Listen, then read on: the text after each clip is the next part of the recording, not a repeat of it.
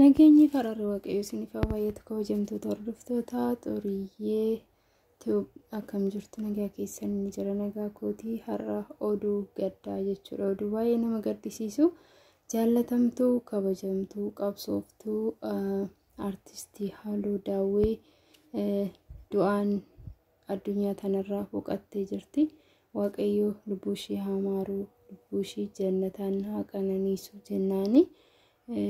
Ji'oota baay'eedhaaf dhukkubsachaa turte, ji'oota ja'a ol dhukkubsachaa turte.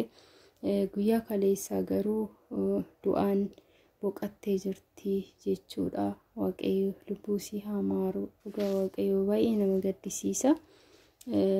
Qabsoo Oromoo keessatti iddoo guddaa qabdi, iddoo guddaa wanta gaarii dalagdees turte.